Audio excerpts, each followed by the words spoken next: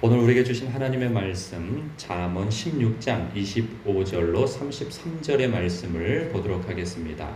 생명의 샘과 8월 22일 월요일 말씀 필경은 사망의 길이니 페이지로는 150페이지입니다. 150페이지 생명의 샘과 150페이지 함께 읽겠습니다. 어떤 길은 사람이 보기에 바르나 필경은 사망의 길이니라. 고되게 일하는 자는 식욕으로 말미암아 애쓰나니 이는 그의 입이 자기를 독촉함이니라. 불량한 자는 악을 꾀하나니 그 입술에는 맹렬한 불 같은 것이 있느니라. 패역한 자는 다툼을 일으키고 말쟁이는 친한 것을 이간하느니라. 강포한 사람은 그 이웃을 꾀어 좋지 아니한 길로 인도하느니라. 눈짓을 하는 자는 패역한 일을 도모하며 입술을 닫는 자는 악한 일을 이루느니라. 백발은 영화의 면류관이라 공의로운 길에서 얻으리라. 노하기를 더디하는 자는 용사보다 낫고 자기의 마음을 다스리는 자는 성을 빼앗는 자보다 나으니라. 제비는 사람이 뽑으나 모든 일을 작정하기는 여호와께 있느니라. 아멘. 오늘 말씀은요, 이런 거죠. 자기 기분대로, 감정대로, 욕망대로, 또 유행대로 살 것인가, 아니면 하나님의 뜻대로, 말씀대로 살 것인가를 선택할 것을 요구하는 말씀들임을 봅니다. 25절에 보면 어떤 길은 사람이 보기에 바르나 필경은 사망의 길이니라. 하나님의 사람은 상식으로만 사는 것이 아님을 말씀하고 있는 거죠. 주변 사람들이 어떻게 사는가 하는 것을 지켜보다가 그들이 하는 대로 따라하며 사는 삶이 성도가 사는 삶이 아님을 말씀해주고 있습니다. 우리의 삶의 기준은 하나님의 말씀이 기준이어야 하고 하나님의 뜻이 우리의 삶의 기준이어야 하는 것이죠. 그런데 하나님의 말씀과 뜻을 모르면 우리는 세상 사람들이 어떻게 사는가 지켜보면서 그래, 그 사람들이 하는 대로 따라서 하면 보통은 가 하는 그러한 삶을 살게 되어지는 거죠. 혹은 유행대로 그 삶이 사라지든가. 그러한 좋은 실예가 26절의 한 예로서 이렇게 삼으면 될 것 같아요. 고되게 일하는 자는 식욕으로 말미암아 애쓰나니 이는 그의 입이 자기를 독촉함이니라. 사람은요, 어떤 사람은 삶의 목적이 넓은 집에서 사는 것이 삶의 목적인 사람들이 있어요. 그러니까 자기 집을 갖는 거, 그것에서 더 넘어가서 뭐 화장실이 한 개보다는 두 개 있는 집이 두 개보다는 세 개 있는 집이 있으면 좋겠다. 아니면 뭐 전원주택에서 살면 좋겠다. 혹은 나는 이런 차를 샀으면 좋겠다. 차가 필요했다가 이제 그 차보다도 더 뭐 이제 외제차 하면서 더 좋은 차가 이제 자신의 삶의 목적인 사람이 있고, 또 열심히 일하는 목적, 열심히 살아가는 삶의 목적이, 일하는 목적이 어디서 본 것 같아요. 소고기 먹기 위하여서, 한우 먹기 위해서 열심히 일한다는 사람도 있어요. 그러니까 그 고기도 이렇게 고깃집에 가면은 삼겹살을 먹는 사람이 있고, 그리고 소고기가 있는데 그 소고기도 또 층이 구별되어지죠. 외국산 소고기를 먹느냐 아니면 한우를 먹느냐. 이것으로도 사람의 부가 결정이 되어지고, 그리고 사람들로부터 나 이렇게 살아, 그리고 난 이런 거 먹을 수 있는 사람이야 라고 드러내기 위하여서, 자랑 삼기 위해서 열심히 일하는 목적이 되어져서 사는 사람도 있단 말이죠. 우리는 이렇게 열심히 사는 것이, 세상에서는 열심히 사는 것이 선이 되어버리는 그런 시대를 살고 있습니다. 그리고 열심히 살아서 나는 이것도 사고 저것도 사고 이런 능력이 돼, 이것이 하나의 선이 되어지고 있는 게 오늘날 문화이고 분위기이죠. 그런데 하나님의 관점으로 보면, 심지어는 성도라 할지라도, 신자라 할지라도 그 열심히 사는 목적이, 표현이 뭐하지만 좋은 집에서 사는 거, 전세보다는 월세보다는 전세집, 전세집보다는 자기 집에서 사는 것이 인생의 목적이고, 이렇게 좋은 것을 먹고 좋은 데를 가기 위하여 어떤 열심의 삶이라고 한다면, 이것은 하나님 앞에 받아들여지는 삶이 아닌 것이죠. 세상 사람들은 그것을 인정해요. 아, 열심히 살았구나 당신. 그렇지만 하나님 앞에서는 그러죠. 마지막 때 네가 뭘 하며 살았는지 나는 알 수가 없다. 나는 너를 도무지 모르겠다. 이런 하나님의 평가가 나올 수 있는 것이죠. 교회의 일도 마찬가지입니다. 교회 일도 그 고린도전서 13장에서 말씀하는 것처럼 내 몸을 불사르게 내어줄지라도, 그리고 하늘의 비밀을 알고 산을 옮길 만한 믿음이 있을지라도 사랑이 없으면, 이것은 하나님의 뜻대로 살지 아니하면, 그리고 하나님의 영광을 위한 목적이 되지 않고 살아간다면 이것은 아무것도 아니고, 그리고 아무 유익도 없는 일이라는 거죠. 영원한 관점에서 볼 때 우리는 영원한 관점에서 자신의 삶을 들여다봐야지, 유한한 삶에서 들여다보면 다 고만고만하게 열심히 사는 것이 선이 되어질 수 있지만 그렇지 않을 수 있다는 것을 우리는 말씀 안에서 발견할 수 있는 것이죠. 그래서 성도는 말씀이 삶의 기준이 되어지기 위하여서 부지런히 하나님을 알기를 힘쓰고 말씀 알기를 힘써야 하는 것이죠. 27절을 보면 불량한 자는 악을 꾀하나니 그 입술에는 맹렬한 불 같은 것이 있느니라. 이 불의 특징은 살라버리는 거죠. 맹렬한 불이라고 하잖아요. 이것은 이 사람을 이게 타버리게 만드는 것, 데이게 만드는 것, 상해를 입게 만드는 불인 거죠. 불이라고 하여서 다 이렇게 사람에게 해를 끼치는 것은 아닌데, 아무리 좋은 것도 이것이 강렬해버리면 사람에게 해를 끼칠 수 있는 것으로 볼 수 있습니다. 그래서 여러분, 나는 불량한 자가 아니야, 그래서 나는 악을 꾀하지 않아, 이렇게 생각할 수도 있는데요. 우리 성도는 예수님께서 너희는 세상의 빛이라 말씀하셨단 말이죠. 그런데 이 빛이라고 하는 것이 열을 가지고 있어요. 근데 이 열이 이렇게, 우리도 요즘에 그렇잖아요. 바깥에 나가보면 열이 적당하게 비춰지면 그게 따뜻해요. 그런데 너무 강렬하게 비춰버리면 그 빛을 피하게 되어진단 말이죠. 그러니까 우리가 나름대로 선이라고 생각했던 것이 상대방에게는 불편하게 올 수도 있는 것이고, 심지어는 그것이 이렇게 자신을 해하는 빛으로 올 수도 있단 말이죠. 그런 부분에 있어서 우리는 이 빛의 강약 조절을 잘 해야 한다는 생각입니다. 그래서 우리는 마치 그 한 끗 차이인 거죠. 우리가 불량한 자가 되든 빛의 사자가 되어지는 것이든 이것이 열 조절을 잘해야 된다는 거예요.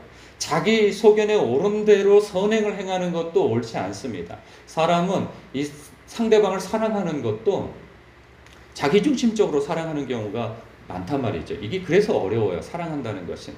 내가 좋으니 상대방도 좋을 거야. 그렇지 않은 경우가 많거든요. 내 방식대로 사랑하는 것이 상대방한테는 오히려 해로움이 될 수도 있단 말이죠.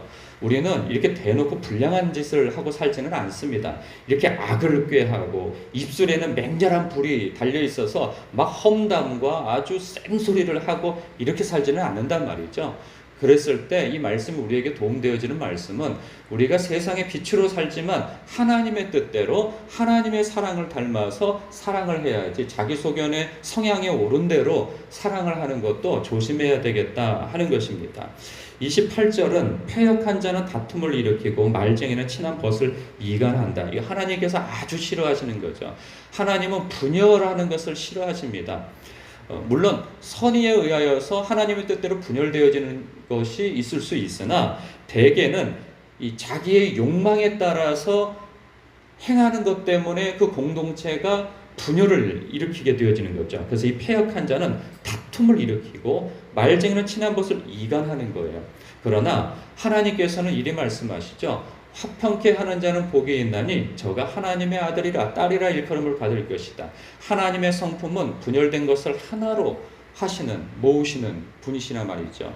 그리고 이 나뉘어진 것을 합하여 주시는, 분쟁이 있는 곳에 평화가 있게 하시는 하나님이신 것이죠. 우리가 그 하나님을 믿는다면 그 예수님의 성품을 담고 하나님의 성품을 닮아서 분열되어질 조짐이 있는 것을 우리가 자신을 희생시켜서 봉합해주는 그러한 일에 우리는 나서야 할 것입니다. 이게 쉽지가 않아요.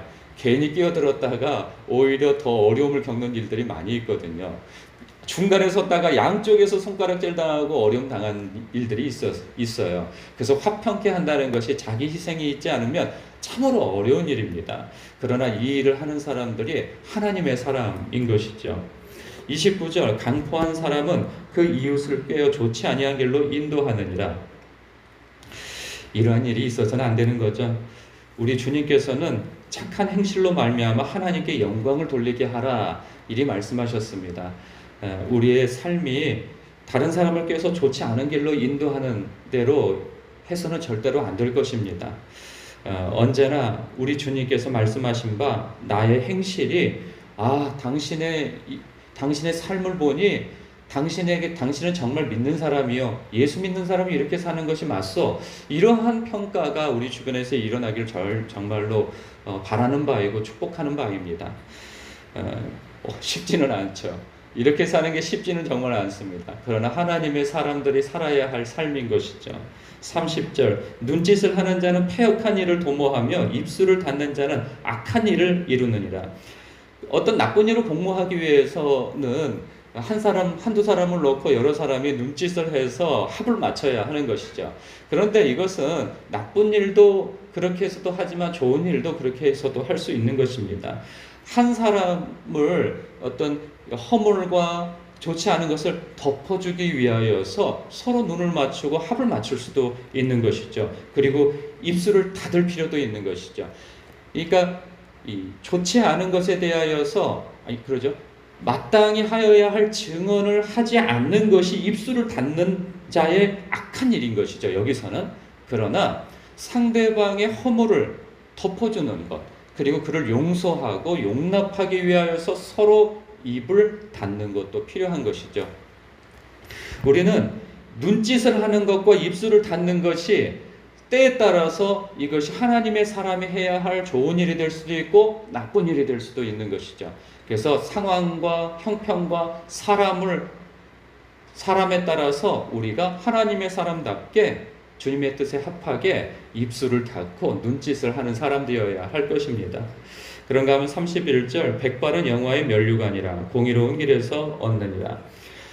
고대 시대 때에는 평균 수명이 낮았죠. 그렇기 때문에 이렇게 어른이 흔치 않았습니다. 백발의 노인은 존경받아야 할 그 어른이죠. 지역의 어른이고 집안의 어른이고 그렇습니다. 왜냐하면 그 시대에는 이렇게 책이 보편화되어지지 않고 정보가 보편화되어지지 않기 때문에 삶의 연륜과 경륜으로 그 지혜가 쌓이는 거죠. 그래서 젊은 사람들이 얻지 못할 삶의 지혜를 그 지역의 장로나 어른, 이 백발이 성성한 그러한 분에게 지혜를 얻고 그럴 수 있는 것입니다. 근데 지금은 그렇지가 않아요. 정보나 지혜는 수많은 이 정보의 홍수 속에서 얼마든지 얻을 수 있는 거예요. 그런데 이 백발의 노인이 어르신이 존경을 받을 수 있는 것은 딱 한 가지인 것 같아요. 성품, 인격인 것이죠. 그 인격은 뭐 정보로서 얻을 수 있는 게 아니에요. 관계로서 대면하여 얻을 수 있는 것이죠. 그럴 때 저분이 그냥 연세가 많아져서 노인이 된 분이냐, 아니면 인생의 연륜 속에서 쌓인 성품과 인격이 아주 깊은 분이시냐에 따라서 그분이 참된, 여기서 말하는 것처럼 공의로운 길에서 그 백발을 얻었는가 그렇지 않은가는 그분의 성품에 달려 있음을 봅니다. 교회 안에서도 마찬가지인 것이죠. 오래 신앙생활을 했다고, 그리고 직분이 있다고, 원로라고 하여서 그분이 존경받는 것은 아니죠. 그분의 성품이 어떻게 드러나느냐가 과거의 삶을 어떻게 지금까지 하나님의 뜻 가운데서 살아왔는가를 드러내주는 것이 되기 때문에 겉으로 볼 때는 존경의 표를 할 수 있으나 그 마음까지 존경하는 것은 그분의 성숙한 성품과 신앙에서 나오는 그 그리스도의 향기가 느껴질 때 존경을 받을 수 있는 것이죠. 바라올 건데 저도 어느새 지금 염색을 해서 그렇지 이제 얼마 되지 않으면 백발이 되게 생겼습니다. 그럴 때 존경받는 그런 백발이 되어졌으면 하는 바람입니다. 32절 노하기를 더디하는 자는 용사보다 낫고 자기의 마음을 다스리는 자는 성을 빼앗는 자보다 낫다. 이걸 다 아는 말씀이죠. 알지만 이게 쉽지 않은 게 이 말씀이에요. 사람 열받게 하는데 화를 안 낸다는 것은 이거 보통 인격이 아니고서는 감당할 수 없는 거예요. 그런데 그렇게 확 내 기분대로 쏘아 붙여놓고 나중에 그걸 수습하는 게 더 힘들어요. 우리의 삶의 경험이 그렇잖아요. 기분대로 다 살고 싶죠. 그러나 기분대로 살지 않는 것은 나중에 수습하는 게 지금 잠깐의 기분대로 사는 것보다 더 어렵긴 것을 알기 때문에 참는 거예요. 근데 젊은이들은 그걸 몰라요. 성격대로 그냥 해버리고 기분대로 쏘아 붙여버리는 거죠. 그러나 경험으로 알게 되죠. 나중에 그거 수습하는데 나의 전 삶이 다 쏟아져 부어져 버릴 수도 있는 일들이 많습니다. 얼마 전에 뉴스에 그게 나왔어요. 그 패스트푸드점에서 노인분이 이렇게 음식 나온 걸 가지고 이렇게 항의를 했어요. 그랬더니 그 점원이 화가 나가지고 그 노인이 이렇게 뭘 만지고 있는데 뒤에 가가지고 주먹을 휘둘렀는데 정타로 맞아버렸어요. 그리고 난 다음에 넘어지면서 머리가 땅에 했는데 그 젊은이는 자기 화를 못 이겨가지고 주먹 한 번 휘두른 거죠. 죽었어요. 그 노인이. 그러면 그 젊은이는 그 한 번의 화를 인하여서 온 삶이 이제 감옥 속에서 살아야 하는 것이죠. 그 수습할 수가 없는 거예요. 그렇기 때문에 용사라 할지라도 성을 얻으면 뭐합니까? 뭐 대단한 일을 이뤘으면 뭐합니까? 그 아르바이트 한번 나갔다가 그 화를 못 참아가지고 그렇게 됐으니 지금까지 길지 않은 생 동안에 싸웠던 모든 것들이 다 허물어져 버리는 그냥 분노 한 번에 그렇게 되어지는 것이죠.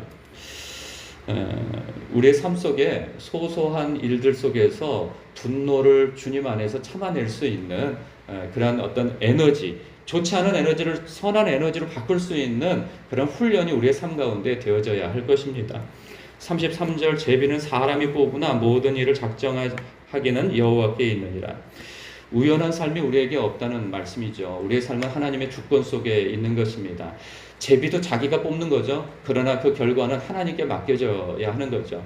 그런데 좋은 결과가 나왔으면 그것이 좋겠으나 좋지 않은 것이 나왔을 때에는 우리는 하나님을 원망할 수 있게 되어져요. 그러나 하나님을 신뢰하고 그 주권을 인정한다면 우리가 아는 것이 있어요.